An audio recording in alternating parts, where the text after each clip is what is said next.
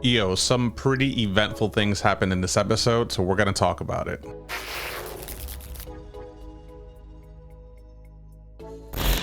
Welcome back, everybody. It's your boy Neo Starling, and I am back here with another review of The Last of Us, episode 5. I gotta say, they threw me for a loop with this one. The reason I say that primarily is because when did it come out? On Thursday, I believe? And I get it, they didn't want to compete with the Super Bowl, but it also felt kind of silly because this is a show that's being streamed on HBO Max. It's not like there's a specific time slot that if you miss it, that's it, and you gotta like kind of wait another week. So whether the Super Bowl was going on or not, you could kind of watch it whenever you want, right? That's kind of why I missed the episode and I saw it a little late, but in all fairness, I have been under the weather a little bit, so I haven't had the opportunity to properly articulate and give you my thoughts on this episode in particular. And I know that I'm talking a lot and you guys don't really care about my emotional or physical state, so let's just get on to the review. Now check it out. I said last week during episode 4 that I thought Kathleen's character, who was played by Melanie Lynskey, I thought she was like this soccer mom type energy type of lady. That's what she was giving me, very soccer momish vibes. And she did not disappoint. She was a failure of a character. As a matter of fact, you could have taken her out of this and nothing would have changed in the episode whatsoever. This was kind of a letdown in a way. I was hoping for a more developed backstory for this particular character, because once more, she's the leader of this large resistance group that were able to take down an entire QZ. I seriously find it hard to believe, with as quickly as this lady fell, that she was able to gather and rally up all these troops and go marching into a QZ and take it over, where they had military grade, armaments and leadership for that matter. And this random lady that didn't know anything managed to take these people down. Find it hard to believe. With that said, maybe it was Perry, who was played by Jeffrey Pierce. He was her ride or die. He was sort of the right-hand man.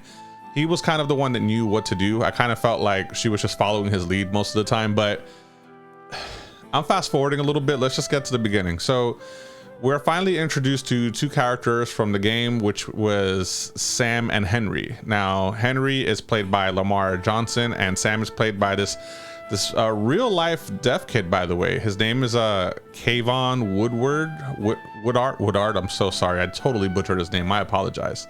It's really hard to pronounce his last name. Or maybe I'm just bad at reading. But with that said, I thought it was interesting because this is another moment where they actually took a different direction from what the game originally had, right? So in the game, this character was more spoken, Sam, which is the little brother, right? Here, he's actually deaf. So the stakes are kind of higher when you really stop and thinking about it, because now you're at this state where you have a character that can't hear anything. So he's completely relying on the bigger brother, which is Henry in this case, to keep him safe. The only way he could really communicate is with this like little etch-a-sketch paper pad thing that he has on his chest, right? So he kind of just writes on it when he wants to get his point across. But him and his brother also speak sign language, so that's how they're able to communicate. In the beginning, I didn't like this. I'm not gonna lie, initially when I was watching the episode, because in my mind, I'm like, damn, why did you have to neuter this character so much? Not that he was the greatest in terms of storytelling to begin with, but I felt right away that his interactions with Ellie were gonna be dampened because of the fact that he couldn't talk. But I was wrong. In reality, I think making him deaf wasn't really a bad decision, realistically, because they did find their own way of communicating. So Ellie and Sam did still have a connection with each other. So basically what ended up happening was that they essentially joined forces so that they can escape the town of Seattle, because Seattle, the town, right, it's a state.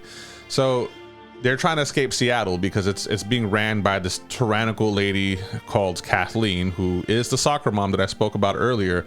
And essentially, Henry found this underground tunnel that they could take in order to escape without being seen by her men, because that area is supposedly infected with a bunch of infected, but the doctor that was killed in the previous episode, he was able to confirm that there weren't. So Joel and Ellie didn't really have much of a choice. They kind of had to trust him, so they ended up doing that. So long story short, they got out on the other end. They didn't really encounter much of a fight. and there was a sniper trying to shoot at them, right? So, you know, Joel manages to flank him. He takes out the sniper reluctantly, might add. He actually didn't want to shoot the guy. You know, he kind of even told him, he goes, just just chill, you know, just let us go. You know, you don't have to do this. You don't have to die. The guy didn't listen, so Joel ends up killing him. But when that happened, he got separated from the rest of the crew. And what ended up happening was that Kathleen and her crew, they, you know, they marched over there and sort of kind of ambushed them. Now, we're thinking this is it for our cast, right? Like, these people are just going to go down. That's it. End of the story. No, what ended up happening was that in the previous episode, that sinkhole that Kathleen didn't pay any mind to, where she was like, oh, we'll pay attention to this later, a buttload of infected came out of that sinkhole, and I thought it was pretty insane. It was just a super attack.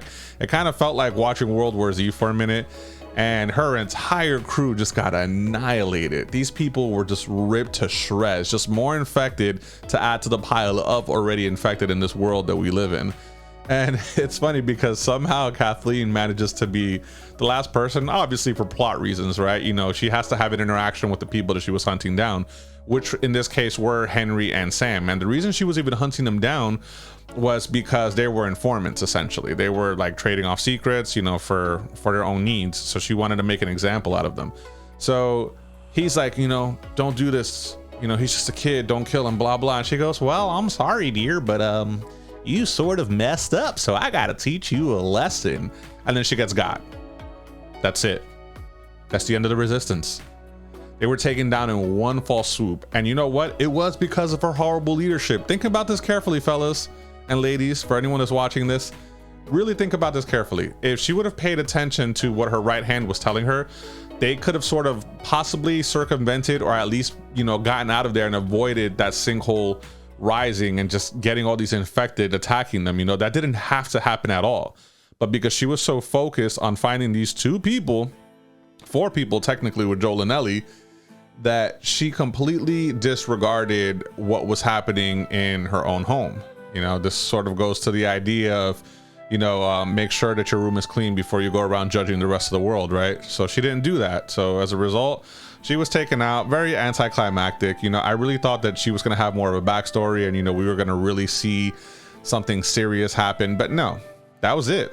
And, you know, fast forward a little bit later in the episode, and they did exactly what I thought they were going to do. And they did it a little sooner than I thought too. You know, Henry and Sam in the game, they weren't around for very long, but they weren't around for that short of a time either. I at least thought they would have gotten 2 episodes. So what ends up happening is that Sam gets infected, right? During that attack, he gets bitten. You know, he tells Ellie discreetly, he goes, hey, you know, when we get infected, do we still know who we are? Like, we're just not in control of our actions, which he kind of asked her in the game, but in the game, he never showed her that he actually got infected. So here he does. And Ellie, because she's immune, she thinks that her blood can heal, like it has healing properties. So what she did was sweet. She kind of just like took a knife and cut her hand, and she put the blood over his wound, thinking that, you know, somehow it would heal him. That does not happen at all. Spoiler alert. You know, I mean, you probably saw this already, but saying spoiler alert's kind of moot at this point. In the morning, they wake up and Sam's infected and he attacks Ellie. Joel tries to get Sam off of him, but Henry's like, nah, man, chill. Like, that's my brother, you know, kind of being irrational for a minute. But Sam does take the shot and takes out his own kid brother. Do you know how emotional that was? Think about this for a second. Imagine you've been surviving with this kid that is the only family you have left in the entire world, and you have to take him out. That's almost like if Joel would have had to take out his own daughter at the beginning, right? It would have been a very emotional thing to have witnessed. So he takes him out and he could not live with his guilt. It was too much for him to handle. So he ends up turning the gun on himself and he shoots himself in the head and he's dead, gone, kaput, perished, no longer alive. That's what ended up happening.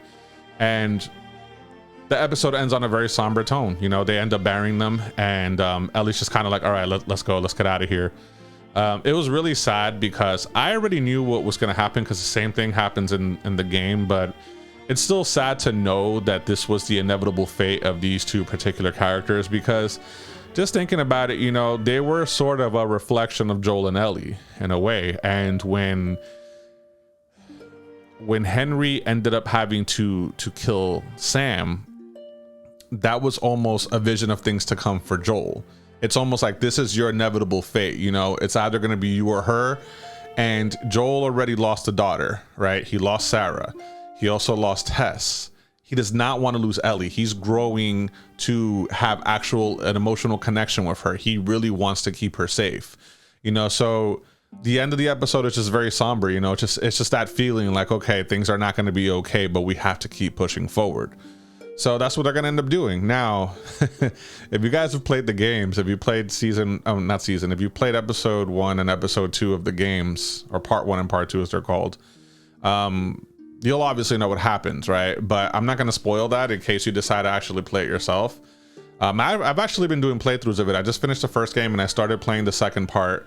So if you guys want to check that out, I played on this very YouTube channel. I also played on Twitch. So you can check out the link that I put in the description here. It'll take you to all my social media. If you guys want to check out me playing the game and you want to have a conversation with me, feel free to do so.